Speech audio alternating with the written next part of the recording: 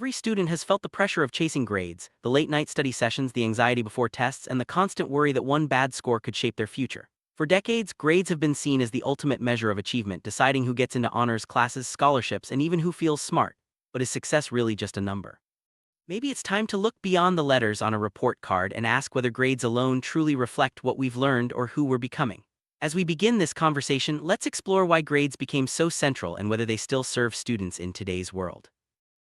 Grades were originally designed to standardize learning and give everyone a clear way to measure progress, but over time they've become more like a scoreboard, turning learning into a competition. Instead of focusing on understanding, students often ask, "What do I need to get an A?" This shift rewards memorization over true mastery. You might ace a test one day and forget everything the next. A high grade doesn't always mean deep understanding, and a lower grade doesn't mean a lack of effort. Research shows that students who focus mainly on grades experience more stress and less enjoyment in learning. When school becomes all about performance, the joy of discovery fades and curiosity is replaced by anxiety.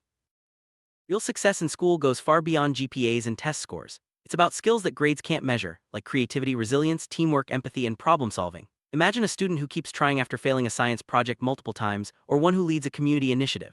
These experiences build character and teach lessons that last far longer than anything on a test. Even colleges and employers are starting to value communication, adaptability, and integrity over just GPA. The world outside the classroom already measures success differently, so shouldn't our schools do the same? By broadening our definition of achievement, we prepare students for life, not just for exams.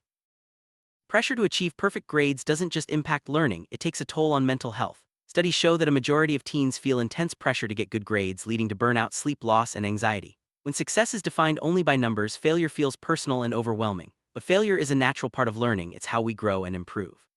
If schools redefine success to include growth, reflection, and effort, not just outcomes, students could see mistakes as opportunities rather than proof of inadequacy.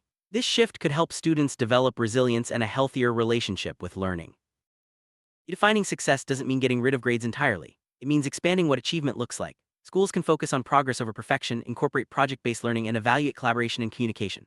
Allowing students to self-assess helps build self-awareness, something grades alone can't teach. Some schools are already leading the way, using performance-based portfolios to highlight creativity, problem-solving, and personal growth.